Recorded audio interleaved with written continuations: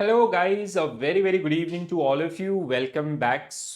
In this session, we are going to talk about major regulatory bodies in the country and their role and responsibilities. And as a fresher, if you want to work with these particular organization, so what are the job opportunities which is available with these particular organization? Okay, so this is our very first part of this particular series video. So we will talk about the major financial regulators as well as finance oriented institutions.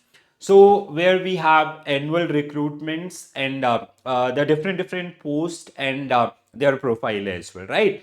So guys, whenever we talk about regulatory bodies, so here like working with these particular organization is kind of a dream for all the banking and other aspirants. Okay, and for UPSC aspirants, it become a plan B. So we have number of regulatory bodies in the country which generally regulate a specific area, right? Like we for telecommunication we have TRAI, for banking system we have RBI, for the if you talk about the pension funds, we have PFRDA. For capital market and stock exchanges, we have SEBI. For insurance business, we have IRDA. So, and many more, right? So, now the primary role of these particular regulators is to regulate and to supervise that particular specific area, like to form the guidelines, to make a proper supervision, and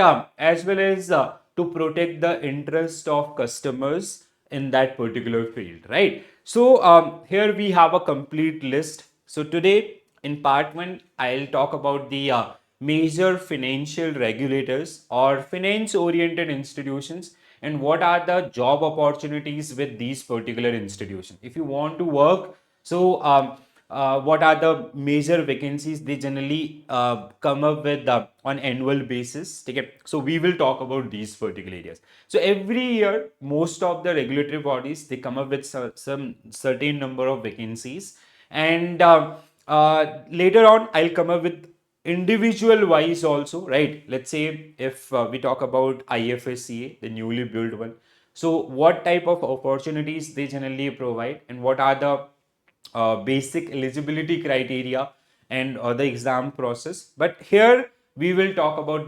the basic overview of the jobs, okay, and as well as their key workings. So बहुत बार आप लोगों ने इनके बारे में सुना होगा, और लाइक एनुअली अगर आप देखते हैं, if you see the 2024 notification, if you search job recruitment by IFSCA, you'll definitely get some notifications, or anyone else also, right? So we will start with the RBI itself, right? So RBI, as we all know, it is a market regulators for Indian banking system, which generally regulate and govern banks in the country, right? So banking को license देना और उनकी day to day basis की जो activities या जो operation है उसको govern करना, and to protect the interest of bank as well as customers, which is the primary role of the Reserve Bank of India.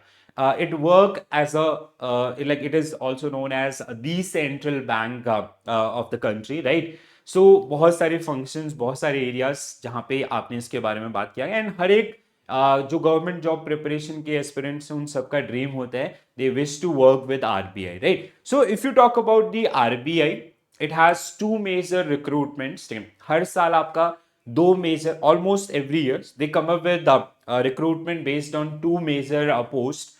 One is RBI grade B, another one is RBI assistant. Okay, so if you talk about the RBI grade B, it is kind of a officer level job, okay, with so many benefits. Salary, like it is about 1 lakh 20,000 plus, right?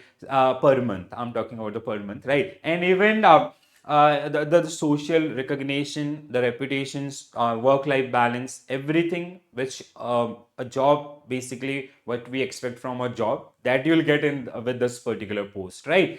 So, and apart from this, if you talk about the RBI grade B, so though I'll come up with a detailed exam process also, ठीक है, हाँ, कैसे आपका selection होता है, कितनी number of vacancies, आपका past में ट्रेंड क्या रहा है, और सिलेक्शन प्रोसीजर आपका phase one, phase two and interview, और फेज 1 फेज 2 के बीच में differences, this I am going to cover with separately. सारे जो भी जितने भी पॉइंटर्स मैं आपको यहाँ पे बताने वाला हूँ उन सबके ऊपर हम लोग सेशन करेंगे, ठीक है। Apart from this we have RBI assistant also, so where we have again very nice job, ठीक है।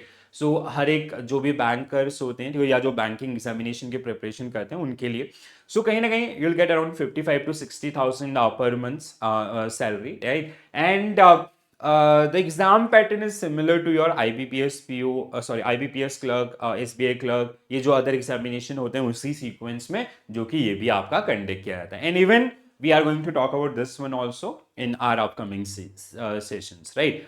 सो आज मैं आपको एक ओवरऑल ब्रीफ आपका कर रहा हूँ सारी रेगुलेटरी बॉडीज, खासकर फाइनेंस वाली आज के सेशन में आने वाले, उसमें अदर जो आपका जैसे ट्राई है या फिर आपका नेस्कॉम है, ये कैसे काम करते हैं और इनमें क्या अपॉर्चुनिटीज हैं उनके बारे में भी हम लोग बात करेंगे। Second one is the second largest financial regulator in the country which is known as SEBI, securities and exchange board of India, right. So SEBI which generally regulate capital market as well as commodities derivative in the country, right? So जो stock exchanges या others हैं सब आपका किसके under में आते हैं? Sorry, SEBI के अंडर में आपका, ठीक है, securities and exchange board of India, ठीक है। और काफी वेल नोन है। और अगेन इसके जो बेनिफिट्स हैं वो काफी तगड़े बेनिफिट्स आपके हैं, मॉनेटरी भी और आपका प्रोफेशनल बेनिफिट्स भी, ठीक है। तो अगर हम लोग बात करते हैं सेबी के रिक्रूटमेंट्स की एज अ फ्रेशर, कहाँ कहाँ पे आपके लिए अपॉर्चुनिटीज हैं after graduation, after post graduation, तो यहाँ पे अगेन दो मेजर पोस्ट आपका जिनके लिए रिक्रूटमेंट करता है। अभी रिसेंटली 24 के अंदर दोनों पोस्ट के ऊपर इन्होंने रिक्रूटमेंट किया था। One is SEBI grade A examination, another one is SEBI grade B examination, ठीक है।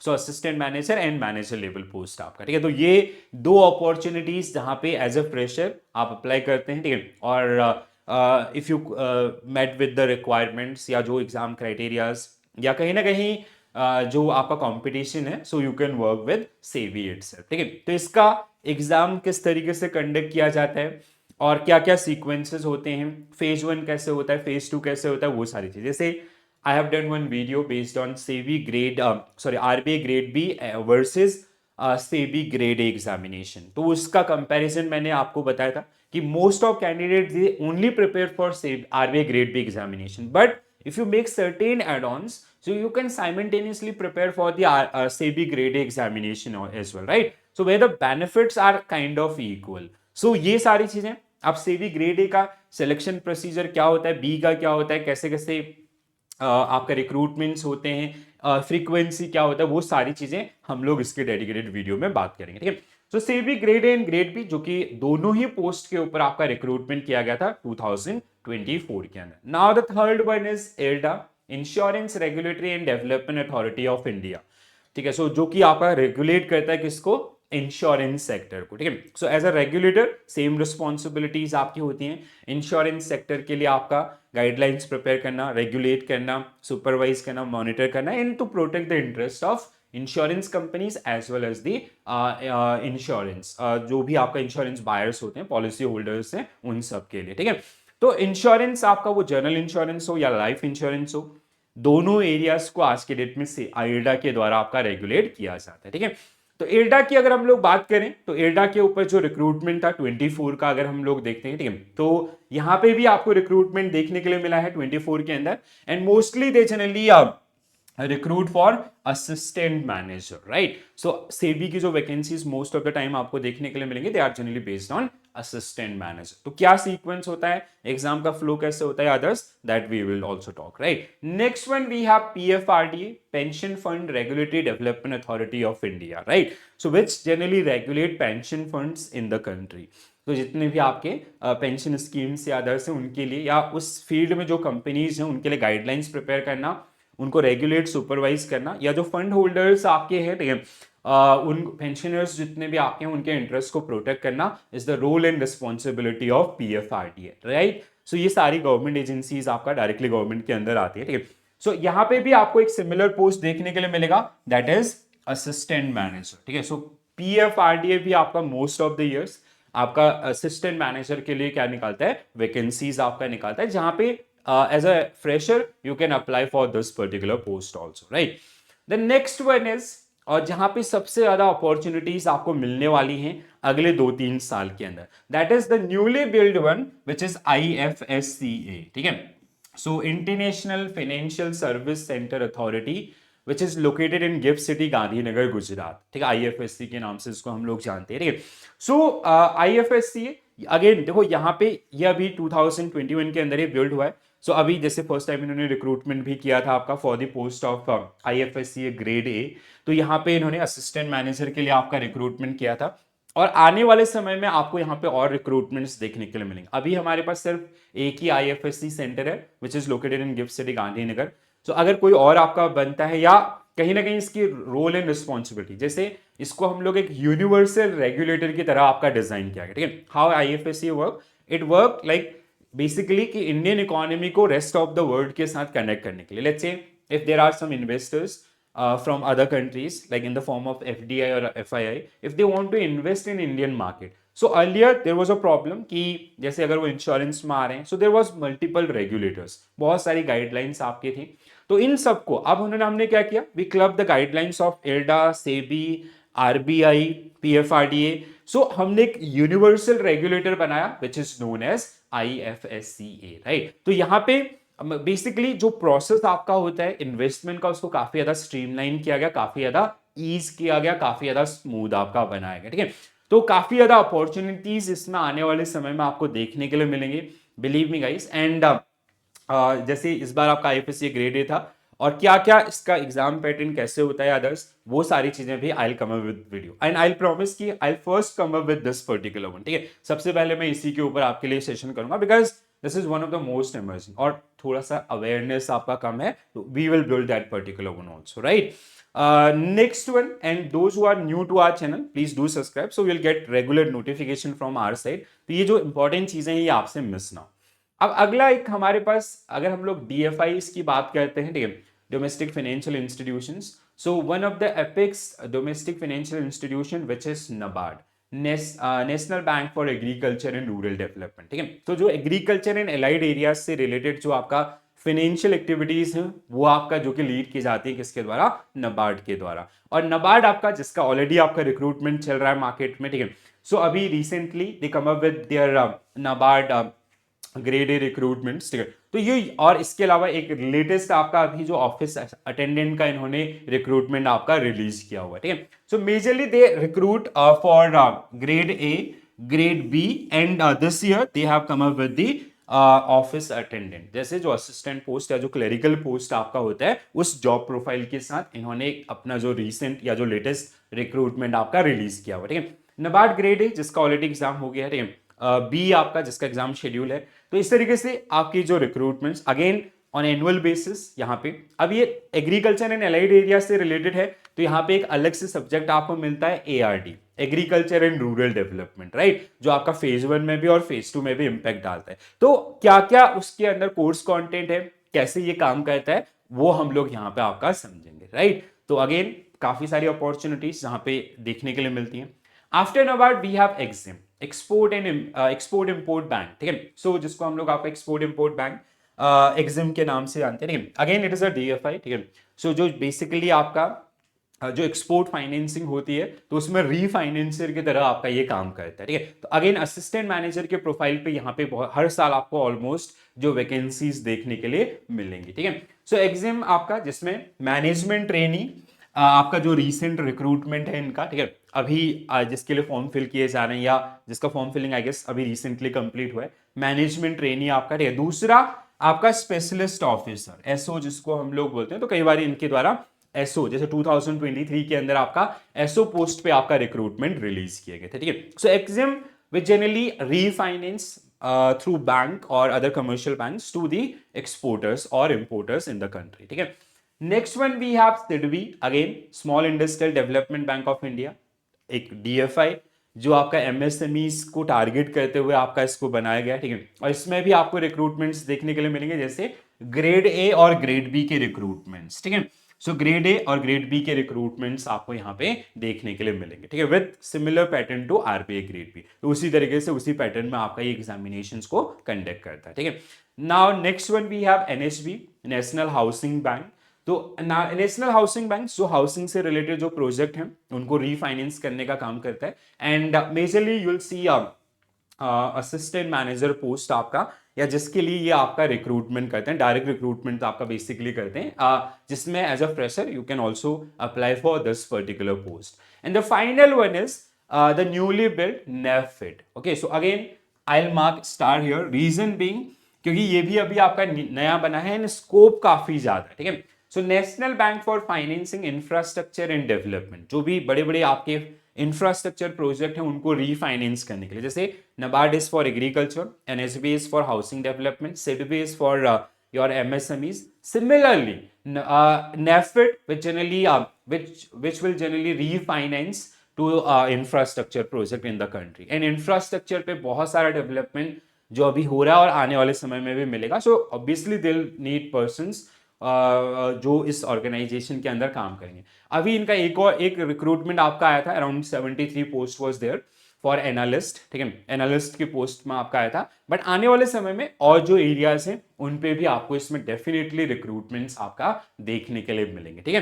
तो ये काइंड ऑफ स्पेशलिस्ट पोस्ट आपका था, जो डिफरेंट डिफरेंट एरियाज के अंदर आपका जो रिक्वायरमेंट्स थी उनके अकॉर्डिंग्स इन्होंने आपका रिक्रूटमेंट निकाला था। So my point is here कि लाइक मैक्सिमम कैंडिडेट दे जो only focus on RBI grade B, and as you can see कि अभी पिछले कुछ समय में आपका आरबीआई ग्रेड बी की जो वैकेंसीज हैं वो आपका थोड़ा सा डाउन हुई है, ठीक है। मे बी आने वाले समय में आपका दोबारा से सेम लेवल पे आ जाए, ठीक है।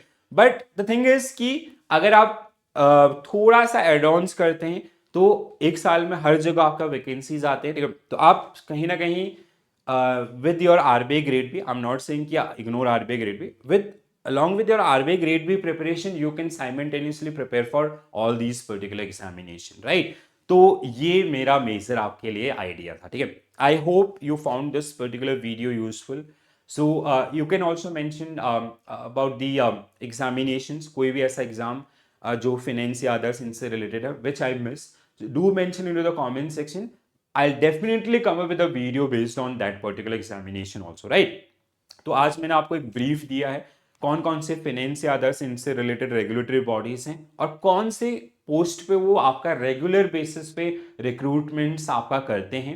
And with RBI grade B preparation or some other exam preparation, you can simultaneously prepare for these particular examination also.